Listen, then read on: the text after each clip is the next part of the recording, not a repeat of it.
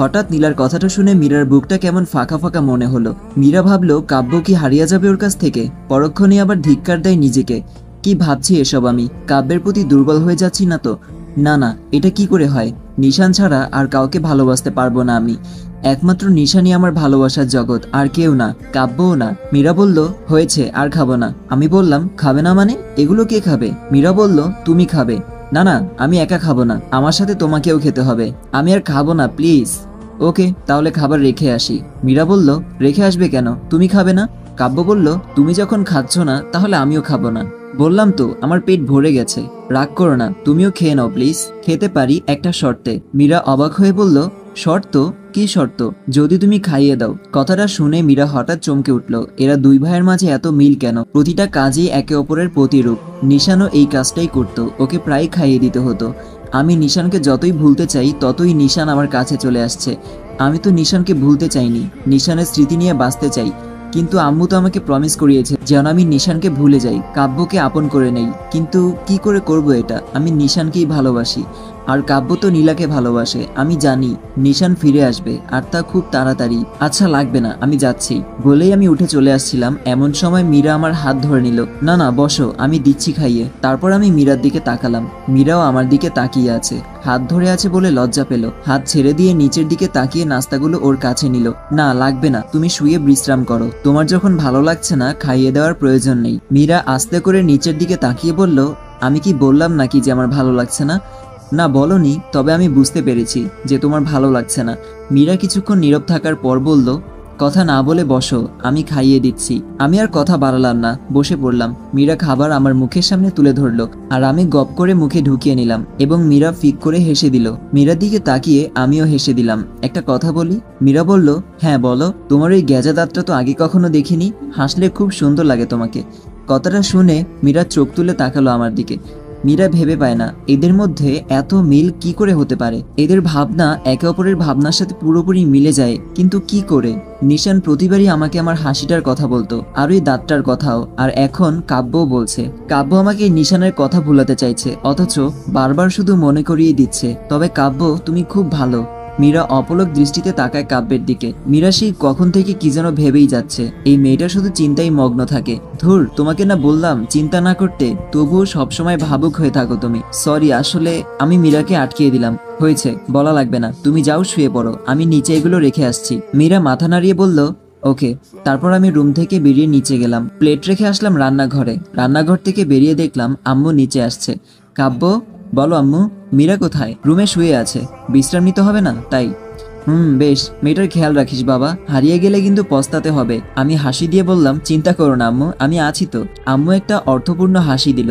এদিকে মীরা বালিশে হেলান দিয়ে শুয়ে আছে, জানালার দিকে তাকিয়ে বাহিরের দৃশ্য দেখছে। কাব্য বুঝে নাই কি করে যে আমি ভাবছি। কি এক আশ্চর্য ক্ষমতা ছেলেটার। না, কাব্যর সামনে আর ভাবা যাবে না, পরে আবার কাব্য রাগ করবে। মীরার এখন নিশানের কথা খুব মনে পড়ছে, কাঁদতেও পারছে না ভয়ে। কাব্য যদি রাগ করে, আবার আম্মুকেও প্রমিস করেছে, কিন্তু ভিতরে ভিতরে পুড়ে যাচ্ছে মীরার। মীরা তখন তার এক হাত পেটের উপর রাখলো, বাবুকে ছুঁয়ে দিচ্ছে। নিশান থাকলে হয়তো এভাবেই ছুঁয়ে দিত। কোথায় গেল নিশানটা? এতটাই নিষ্ঠুর হয়ে গেল, ও জানে না যে ওকে ছাড়া ওর জান পাখিটা থাকতে পারে না। টপ করে চোখ থেকে 2 ফোঁটা পানি পড়লো তখন। এদিকে আম্মুর সাথে কথা বলে আমি রুমে এলাম, দেখলাম মীরা শুয়ে আছে পেটে হাত দিয়ে। বাবুটা কি আস্তে আস্তে বড় হয়ে যাচ্ছে? আমার কণ্ঠ শুনে মীরা চমকে উঠল, হাত সরিয়ে নিল তাড়াতাড়ি, লজ্জা পেয়েছে বেশ। আমি গিয়ে বিছানায় বসলাম। বললে না তো? মীরা আমার দিকে তাকালো। না এমনি। এমনি কি? লজ্জা পেয়ে নিচের দিকে তাকিয়ে বলল এমনিই হাত দিয়ে রেখেছিলাম আর কি। আচ্ছা, আমি একটু বাইরে যাচ্ছি, ফিরতে একটু লেট হবে, তুমি বিশ্রাম করো, উঠবে না কিন্তু। মীরা মাথা নাড়ালো। তারপর আমি রুম থেকে বেরিয়ে আম্মুর রুমে গেলাম। আম্মু, আমি বের হচ্ছি। কোথায় যাচ্ছিস? একটু দরকার আছে, একটু লেট হবে। আচ্ছা, যত তাড়াতাড়ি পারিস বাড়ি ফিরবি। ঠিক আছে, বলে আমি বেরিয়ে পড়লাম। এদিকে মীরার খুব ইচ্ছা ছিল কাব্যকে জিজ্ঞেস করতে কোথায় যাচ্ছে ও, ওকে যেন নিয়ে যায়। মীরা বেশ খানিক মাস ধরে কোথাও যায়নি তাই, কিন্তু বলতে পারেনি। আমি বেরিয়ে পড়লাম। বেরিয়ে নীলার ফোনে কল করলাম। কয়েকবার রিং হওয়ার পর রিসিভ করলো। হ্যালো, কোথায় তুমি? নীলা বলল কেন, কোথায় আবার? বাসায় থাকি, বাসায় আছি। আরে এত কড়া জবাব দিচ্ছ কেন? একটু দেখা করতে পারবে? না, আমার এত সময় নেই। সত্যিই নেই? নীলা বলল আমার সময় সব সময় থাকে, বোধহয় তোমারই সময় নেই। নতুন বর, হয়তো কাজে ব্যস্ত আছো। আরে এরকম ভাবে বলছো কেন? একটাবার দেখা করো প্লিজ। নীলা বলল কোথায়? পার্কে আসতে পারবে? পার্কে কেন?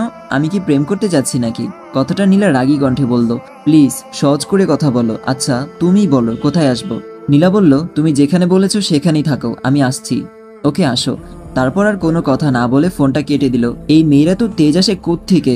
বাহ! আমি পার্কে গিয়ে উপস্থিত হলাম। কিছুক্ষণ অপেক্ষা করার পর নীলা আসলো। কি করছো? ভালো আছো? নীলা বলল, তোমার মতো অতটাও ভালো নেই, মেজাজ খারাপ করো না প্লিজ। নীলা বলল, এখন তো মেজাজ খারাপ হবেই, তোমার তো বউ আছে, তাহলে আমাকে দিয়ে কি করবে এখন? আমি তো খেলনা। নীলা তুমি বোঝো না কেন? আমি সত্যি এই বিয়েতে রাজি ছিলাম না। আমি তোমাকেই ভালোবাসতাম আর এখনো বাসি। ভালোবাসো আমাকে? কেন, কোনো সন্দেহ? নীলা বলল, যদি বলি তুমি এখনই আমাকে বিয়ে করো, পারবে বিয়ে করতে? আমি অবাক হয়ে তাকালাম নীলার দিকে। মেয়েটার মাথায় কি গন্ডগোল পেকেছে কে জানে। কি বলছো তুমি এসব নীলা? এখন জানতাম পারবে না। যখন তুমি মীরাকে ডিভোর্স দিয়ে দেখাবে আর আমাকে বিয়ে করবে, তখন আমি বিশ্বাস করব তুমি আমাকে ভালোবাসো, তার আগে না। বলেই নীলা চলে গেল। আমি অবাক হয়ে তাকিয়ে আছি নীলার যাওয়ার দিকে। তখন আমি দ্বিধায় পড়ে গেলাম, কি করতে পারি এখন? আমি তো সত্যিই নীলাকে ভালোবাসি, কিন্তু নীলা আমাকে যে পরিস্থিতিতে ফেললো, এখন কি করতে পারি? নীলাকে ভালোবেসেছি সেহেতু বিয়েও করতে হবে। কিন্তু এদিকে মীরা, আমার যা মনে হচ্ছে মীরাকে আমি একটুও স্বাভাবিক করতে পেরেছি, কিন্তু এখন যদি এমন কিছু করি তো মীরা ভেঙে পড়বে। যদিও আমার জন্য দুঃখ করবে না, তবুও আমি ওর বন্ধু।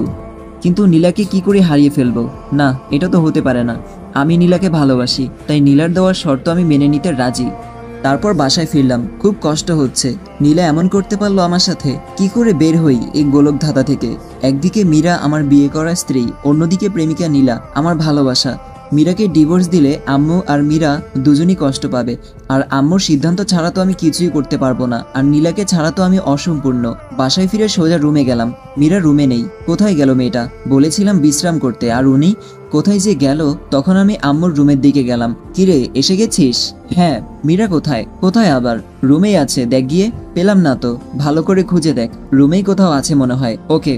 তারপর রুমে এসে চারদিকে খুঁজে দেখলাম, কিন্তু কোথাও নেই। তখন বারান্দায় কারো উপস্থিতি টের পাচ্ছি, মনে হয় বারান্দায় আছে। বারান্দায় গিয়ে দেখলাম মীরা বারান্দার গ্রিলে হাত রেখে দাঁড়িয়ে আছে, বাহিরের দৃশ্য দেখছে বোধহয়। আমি বলে গেলাম শুয়ে বিশ্রাম নিতে, আর উনি বারান্দায় দাঁড়িয়ে বাহিরের দৃশ্য অবলোকন করছেন। মীরা বারান্দায় দাঁড়িয়ে বাহিরের দিকে তাকিয়ে আছে। অনেকদিন হলো বাহিরটা দেখেনি। আব্বু আম্মু তো বাসায় নিতে চাইছিল, কিন্তু যায়নি।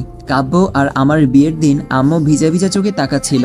অনেকদিন হলো বাহিরটা দেখেনি। আব্বু আম্মু তো বাসায় নিতে চাইছিল, কিন্তু যায়নি। কাব্য আর আমার বিয়ের দিন আম্মু ভিজা ভিজা চোখে তাকাচ্ছিল, তারপর আর আসেনি।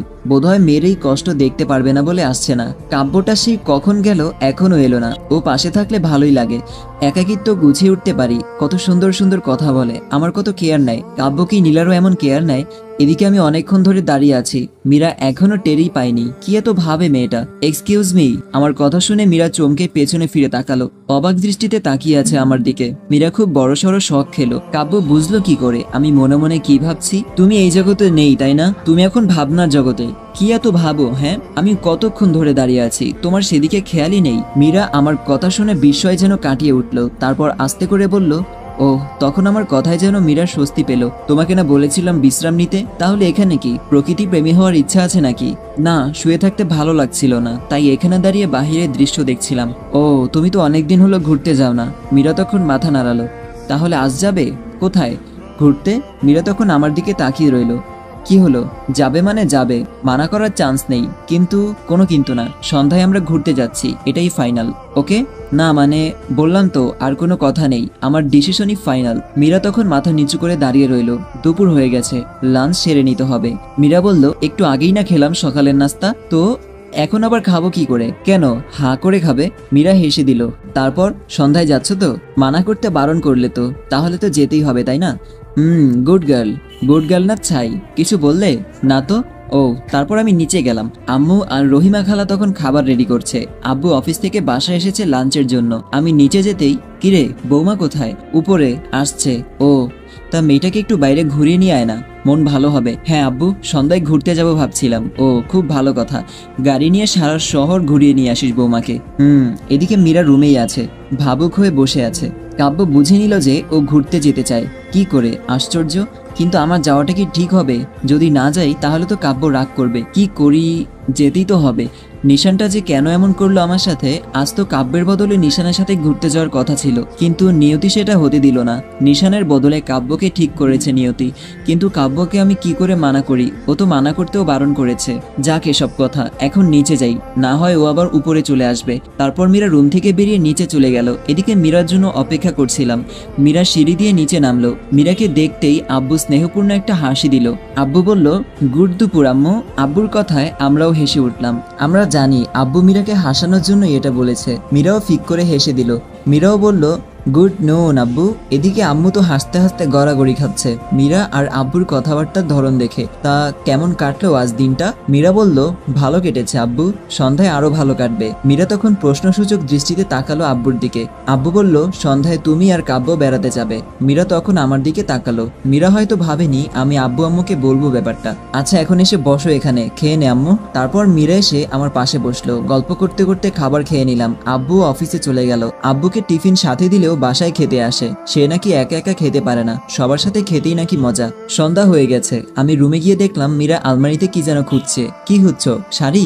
মীরা ঘুরে দেখলো আমি, তখন শুধু মাথা নাড়ালো। আমি বললাম, পছন্দ হচ্ছে না? মীরা ছোট্ট করে জবাব দিল, না, আমি চয়েস করে দিচ্ছি। তারপর শাড়িগুলো উল্টে পাল্টে দেখলাম, একটা সাদা শাড়ি পছন্দ হলো। আমি মীরার দিকে এগিয়ে দিলাম। মীরা তখন অবাক হয়ে বলল, এটা? কাব্য বলল, হ্যাঁ, এটা পরলে তোমাকে সাদা পরীর মতো লাগবে। মীরা আবারও অবাক দৃষ্টিতে তাকিয়ে রইল। কি হলো? না, কিছু না। তারপর আমি একটা নীল শার্ট প্যান্ট পরে রেডি হয়ে নিলাম। রুম থেকে বেরিয়ে গেলাম। নীলাকে কল করতে হবে না। জানি মেয়েটা কি করছে। আমাকে শক্ত শক্ত কথা বললেও আমি জানি ও নিজে কষ্ট পেয়েছে। কল দিলাম কিন্তু রিসিভ করছে না। কিছুক্ষণ পর মোবাইলটা সুইচ অফ দেখাচ্ছে। শিট, মোবাইল বন্ধ করে দিয়েছে। এদিকে মীরা অবাক হচ্ছে, এরা দুই ভাইয়ের পছন্দ এক হয় কি করে? চলাফেরাও এক। নিশান ঠিক একই কথা বলতো, সাদা শাড়িতে তোমাকে সাদা পরি লাগবে। নিশানও সাদা শাড়িটাই পছন্দ করত।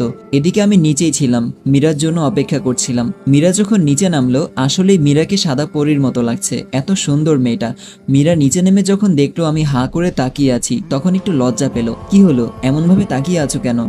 না, এমনি, চলো। মীরা বলল, আম্মু যাচ্ছি আমরা। যা, যতক্ষণ মন চায় ঘুরে ফিরিস। তখন মীরা একটু হাসি দিল। গাড়িতে উঠলাম দুজন। গাড়ি আমি ড্রাইভ করছি। মীরা বাইরের দিকে তাকিয়ে আছে, বাইরের দিকটা দেখছে। মীরাকে নিয়ে একটা নদীর কিনারায় নিয়ে গেলাম। জায়গাটা তেমন পপুলার না, এমনি জায়গাটা সুন্দর বলে অনেকে এখানে ঘুরতে আসে। খুব সুন্দর পরিবেশ। মীরা গাড়ি থেকে নামতেই লাফালাফি শুরু করে দিল, যেন কত বছর পর ঘুরতে আসলো। তারপর অনেক ঘোরাঘুরি করলাম, খেলাম। মীরাকে খুব বেশি খুশি মনে হচ্ছে। এখন যাওয়া যাক, অনেক রাত হয়ে গেছে। চলো। নাকি আরো কিছুক্ষণ থাকবে?